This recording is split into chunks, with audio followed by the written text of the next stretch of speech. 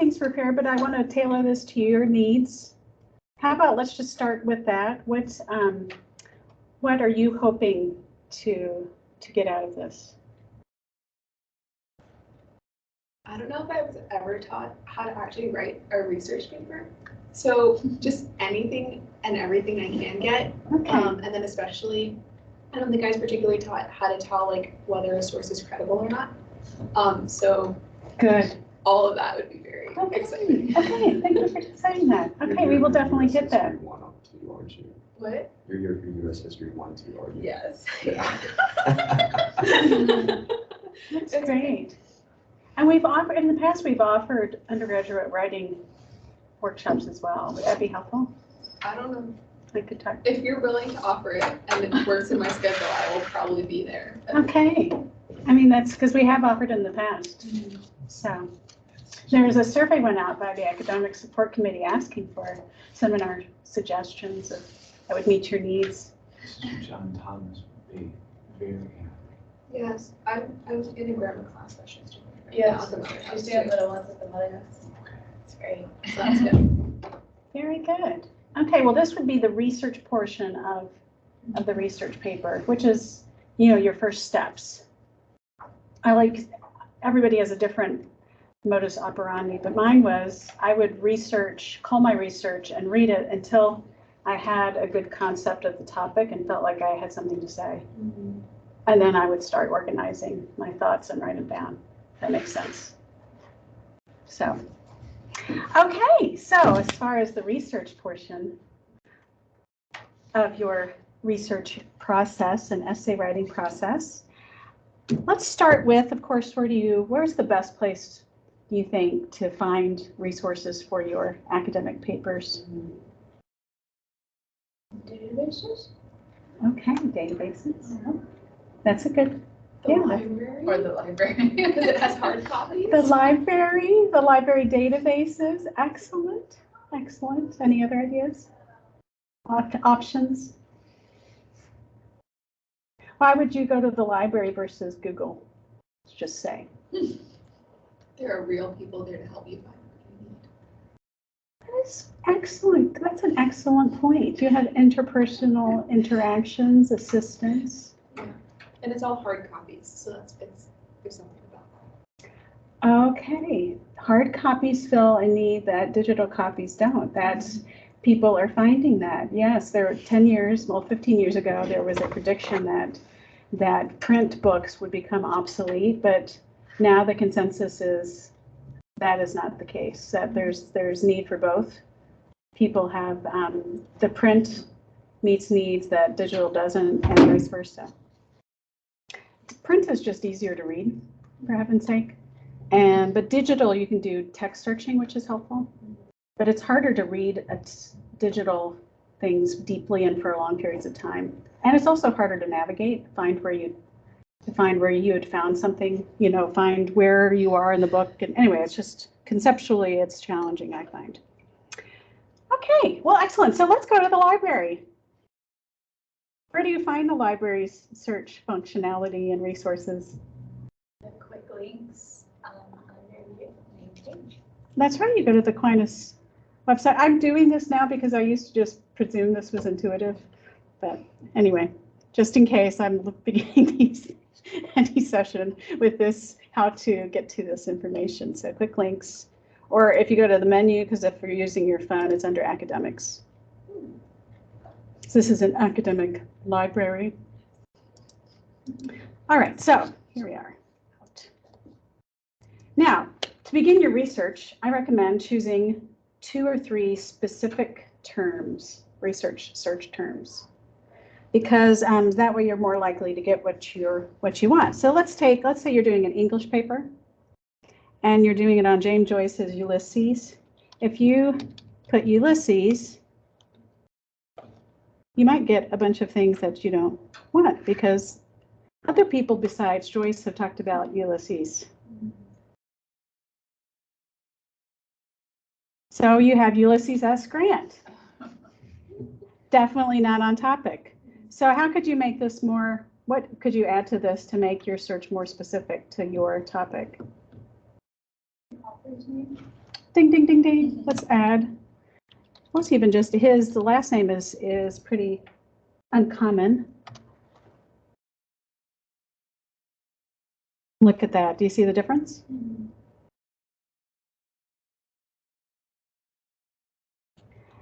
Now let's say this brings up the book itself. Let's say you just want literary criticism on it.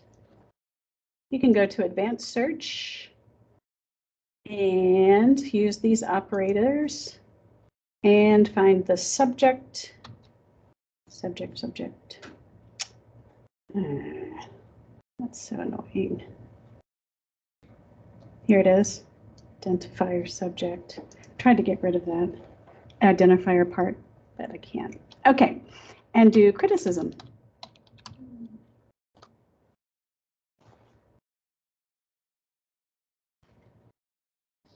So this is bringing up anything that has to do with literary criticism.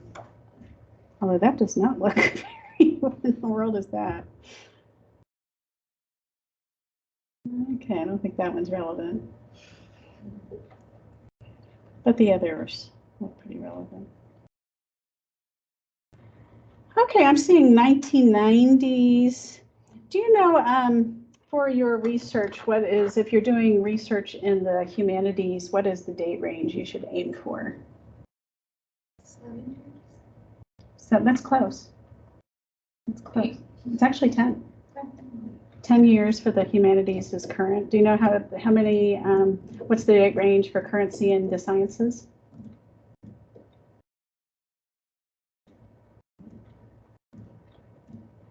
It's actually 5. Yeah. So anyway, so for the humanities, if you're searching, there's this on the filters on the left, you can limit it to last 10 years if you're doing history research. Okay. So another thing you can do, speaking of, we're getting all kinds of, you can also limit it to, so these are all books. You can limit it to print books if you want to get a book in hand, or you can limit it to articles. And it's good to find both. Articles are more focused on one specific aspect, whereas books give you a broader, comprehensive understanding of the topic. Yeah. With the currency span, so would we never use scholarly articles that are like past that, or would the professor usually specify, like, please make it within 10 years?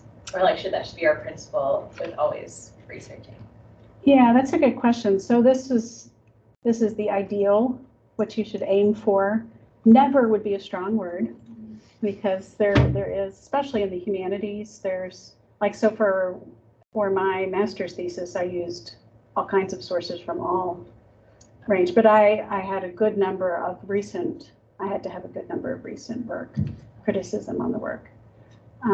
For a short paper like that, it wouldn't be as in-depth, so you definitely want, probably give pride of place to more current, but doesn't mean you would never use the other earlier research. The sciences is a little more tricky because some of the earlier research has since been disproven. So if you go, you have to have pride of place to the latest research. You can then add earlier research if in your discussion, but you would start from the current research. And sister, so it's obviously easier, I assume it would be easier to find articles that were written within that 10-year time gap. But what about like books? Like, I don't think, do you find that you can find books on the same topic within that 10 years, or like, do you find that libraries will generally only hold like from 50 years ago, or? Oh, I mean, we try to keep the collection current. So hopefully, I mean, and if you don't, if we don't have it, you could do interlibrary loan, just give it 2 weeks. And we do have a lot of ebooks. I have to admit, we have like twice as many ebooks as we do print books. Yeah, but we do have, our currency of our collection is in pretty good shape. Okay. Yeah, especially Dr. Ryan and Sister Jean Marie have kept the history collection in good shape for quite a while. I've been working on I'm an English buff, so I've been working on the literary criticism section. And then the theology section, I haven't been able to work on that, but that's always been, in good shape. And I'm currently updating the education collection. But I've been getting new education titles for a while. I'm just more systematically updating it right now. Good questions. Okay, so let's say, let's go to history, because are you all doing research in history? Am I taking it? Not me, but I'm along for the ride. Oh, that's great. So let's look at, let's try a history. Do you have a topic you would like to have a little demo on? Do you have your topic already? What's your topic? It's I forgot the battle. It's the War of 1812. I'll look it up. Mm-hmm.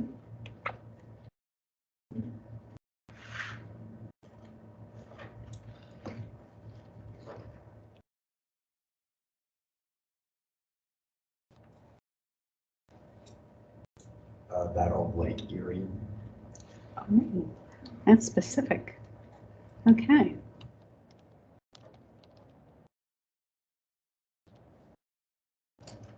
I should have had you to figure this out. Sorry.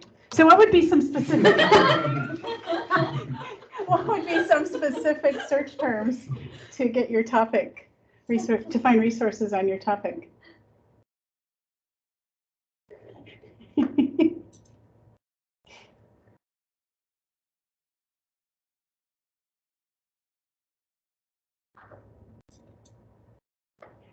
I feel like I'm falling into a trick here. No. I'm just laughing because I kind of already gave you the answer. Should I just type in the specific battle then? Oh, that's a good question. So you want the Battle of Erie. Okay. Well, let's see what happens if we do that. Of Lake Erie.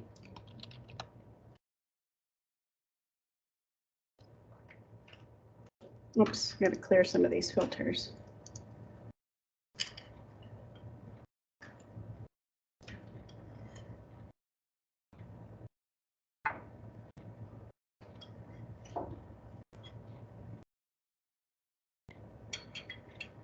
Well, look at that.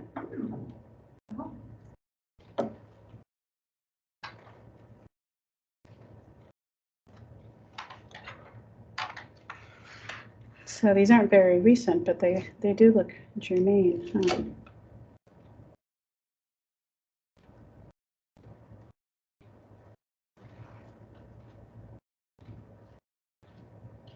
Oh, that one looks.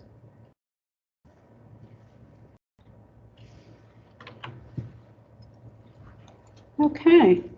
So which ones do you think are relevant to your topic? And you can click, if you click on the title, you can actually get the table of contents here. Plus it'll give you, ooh, these are the subject headings, and you can actually click on it and it'll pull up everything, every book anyway. Wow. But before we do that, let's go back. So the Smithsonian, this is where we're going to get into evaluation of sources. So what you need are peer-reviewed sources. Now, do you know the Smithsonian? What kind of, so if you don't know, because the one thing about digital is you can't see, so if we do have a print version in the library, you can see by looking at it whether or not it's peer-reviewed. If you don't have that, you could look at it and see how researched it is. Oh, shucks. Oh, here we are. So you can look at its references, how many references it has, which I'm not seeing any references. So this is no references. Do you think this is a peer-reviewed journal with a scholarly piece of work? No. You should have at least 15 references if this is a work of scholarship for your research paper. So that would not work. There's a function over here that can limit it to peer-reviewed, but it would only be peer-reviewed articles if you do that. That would get rid of that Smithsonian article. Or should, if its functionality is true. See, there we have Journal of the Early Republic. Canadian Journal of History. Oh, look at all of these sources. Wow. A lot more than I expected. Now, library, see, this is where this peer-reviewed filter function is not foolproof because library journal is not really peer-reviewed. So it's good to look at it, to how researched is it? Is it really a scholarly work or not? Okay, is that helpful? All right. Trying to debate on how much I should tell you. Okay, I've shown you filtering results. Should we just keep going into evaluation of sources? I have a tool here to help you. If you go to the help page on the library, help! We have a how to evaluate sources guide here. And it recommends that you pray for the assistance of the Holy Spirit, of course. And so to evaluate the sources, because even peer-reviewed sources are not foolproof quality.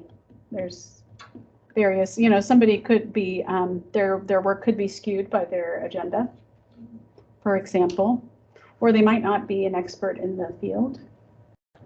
That's happened.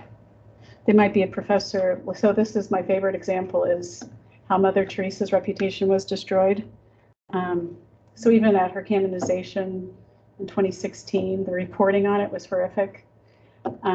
So that, Mother Teresa was not without her critics. And they cite, this is NBC News, cites, and many other outlets, cite professors from the University of Toronto examined her papers and found that she did not keep track of the millions of donations that she received, which, i.e., in modern parlance, means suspicion of corruption.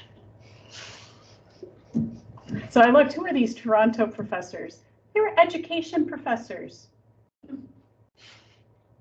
What do they know about religious orders and international sociology? I ask you. So they were not experts in that field, but they destroyed her reputation with their credentials, their so-called credentials. Anyway, so that's important. So that would go under the authority. I often look at authority first. So are they an expert in the field, their credentials? And then you also look at the publisher. Is this peer-reviewed? So your university presses. And then there's professional associations as well. And then here's some academic publishers. I've listed some of them for you. And then if it's an online site, so it would be something like an EDU, that would be from a university. Unless it's academia EDU, that's actually a bogus one. .gov is also a site would have, in theory, should have legitimate data and information. Here's the recency that I was talking to you about earlier. And then if you want to see if it's skewed, look at their purpose, their point of view. Are they trying to sell you something? Are they trying to promote their agenda?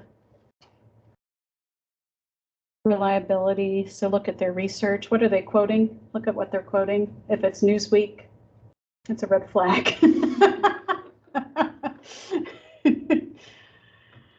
So, okay. Is that helpful? say I use your search engine and I find this journal for my topic, but it was out of print like 70 years ago. Like, but say everything else is reliable. Like, what are your thoughts on that? Wait, could you say that again? So say I'm like using your little search engine to find this stuff for my for a paper topic, but like the point of view is great, the reliability is great, the author is great. I'm not sure about the year, but like say it's like, and it was like a historical journal, but it's been out of print for like ages. Like what? You could use that as a primary That would be like the primary source. primary source, Okay. evidence of the historical thought. Mhm. Yeah, but it wouldn't be a secondary source, so like in literature, your primary source is the work itself, and your secondary source is criticism on the work. Okay, so evaluating sources is more like evaluating secondary sources. Yes, yes. Good question. Okay, is that helpful? Relevant. Okay, and relevance, do you need help on discerning relevance? I guess one thing I was thinking would be helpful is you can choose things both that support your thesis. So your relevance should be, does this support your thesis or does it challenge your thesis? Because that's also valuable in a paper. If you find sources that challenge your thesis, you should include them in order to have a balanced work, because maybe you're wrong, or maybe you're partially wrong, or maybe you don't want to overstate your conclusions. And if you face challenges to your thesis, that can give you a broader base on which to articulate your argument. And then also you could also strengthen your thesis if you could show that their opposing arguments are actually, you can show their falsity or their problems, or their questionability. That makes sense? That can make us for a strong paper. Or you just, a lot of what you'll find are pieces of your argument. You can find support or challenges to pieces of your argument. So that's how so it might not look initially, when you find a source, it might not initially look as though it's totally with your topic, but it might actually be help with parts of your topic. That makes sense. Which the thing not to do is, let's say you pick a really rare topic that not too many people have done work on, so you can only find 3 sources, and then you just build your paper around those 3 sources. That's not good. That's not a good method. You might want to go to your professor about what you could do, maybe go at it a different angle to find that maybe resources from another field or something. But I wouldn't build your paper on what's available. That's why it's good to not procrastinate, because if you do things in a timely manner, you'd have time to go to your professor to address problems. If you don't, and then also get interlibrary loan if we don't have it.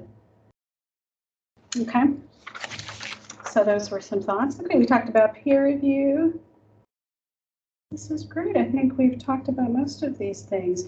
Oh, as far as reliability, look and see if keep your sensors on. If it's a biased and slanted, they'll usually overstate their case and stack the chips, and they won't acknowledge other points of view. That's often a giveaway for if they're agenda driven. Also have your ideological sensors on.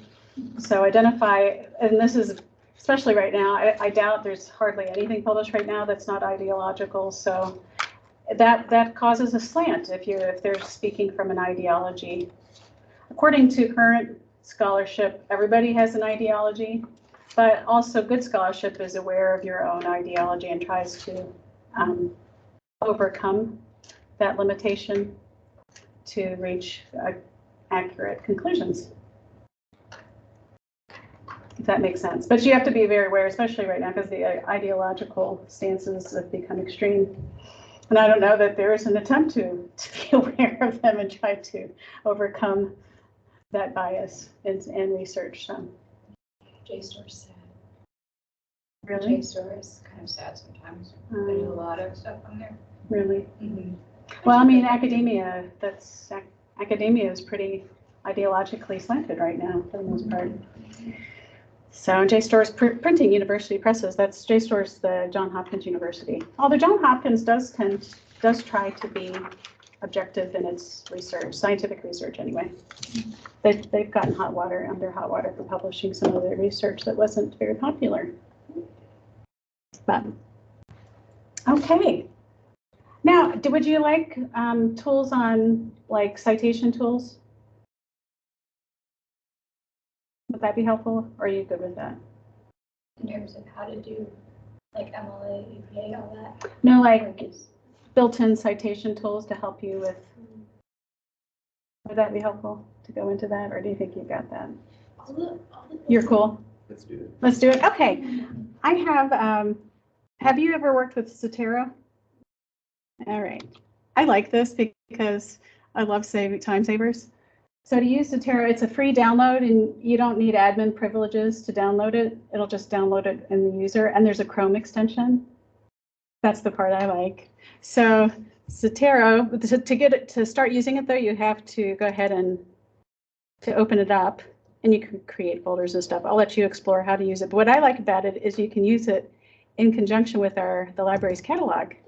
So when you do a search like this, well, let's just reboot this.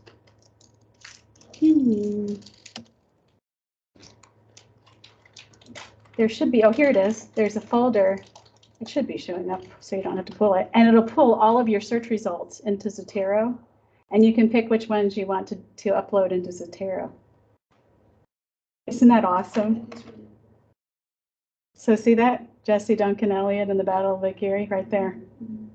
Issues of mental stability. Oh, that sounds intriguing.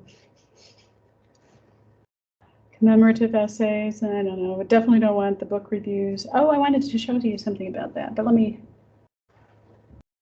select. Okay, that's the one I want. Okay. Now if you go back to Zotero, where is it? It should have uploaded.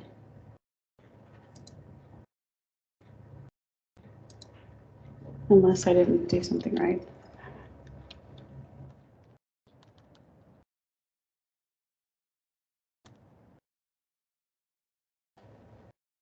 Oh, all of a sudden.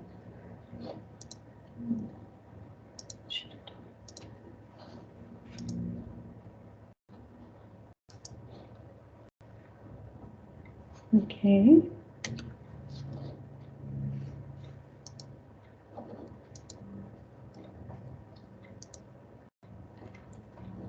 I might have to restart it. These things, because I just, oh, what's this?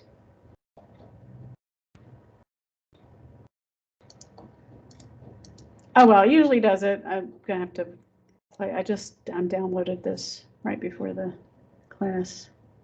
I don't know why it's not showing up, but it does work. I've used it before. You can use your tech savviness to make sure it works. Okay. Anyway, that's an option. Like it's not time saver, and then So what does Zotero do? Oh yeah, so it's a that's a great question. It's bibliographic software that so you can keep all it. Even like we'll put the PDFs of the articles that you upload, and then you can put notes, and you can search your notes on what you've. Where is it? It's driving me nuts. And it's and you can also pull up a citation, so tools.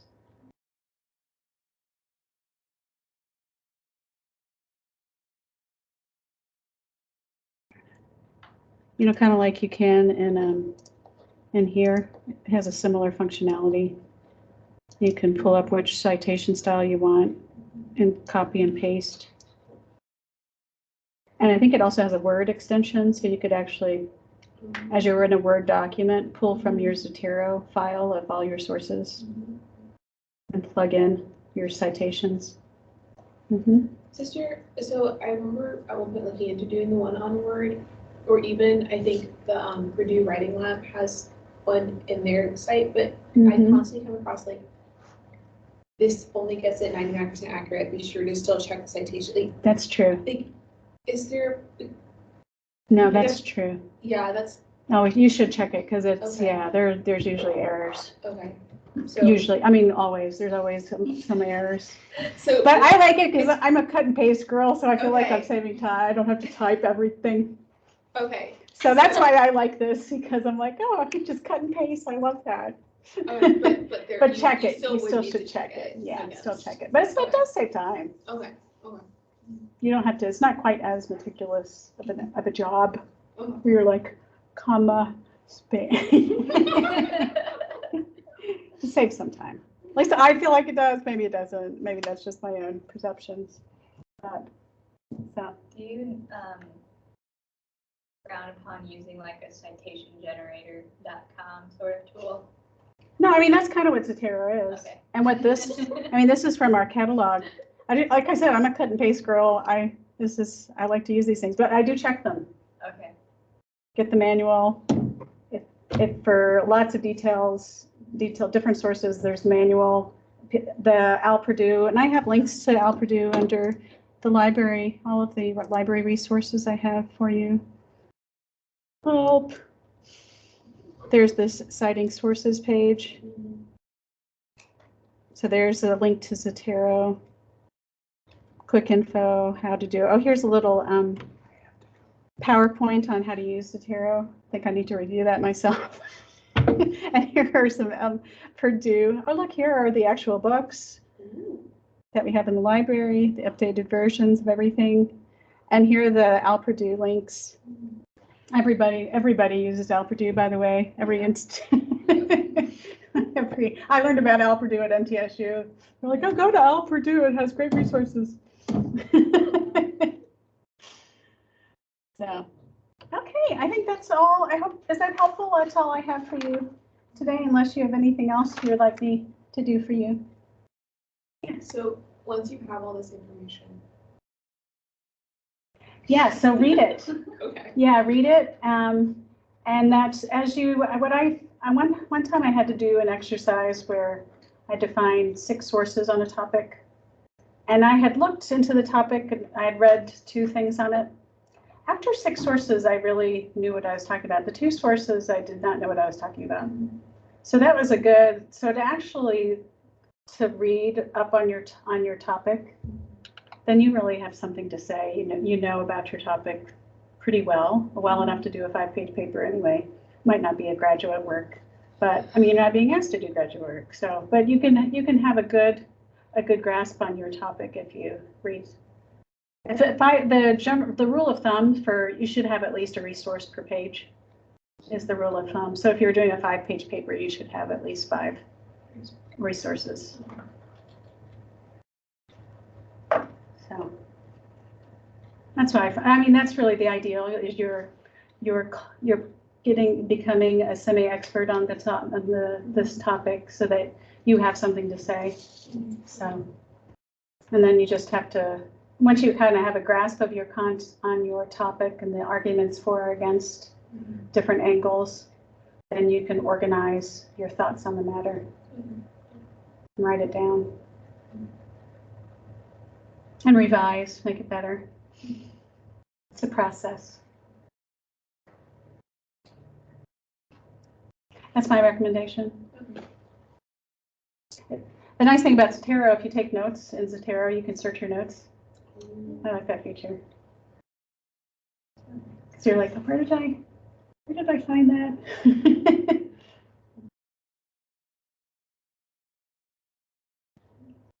Thank you, sister. You're welcome. I hope that helps.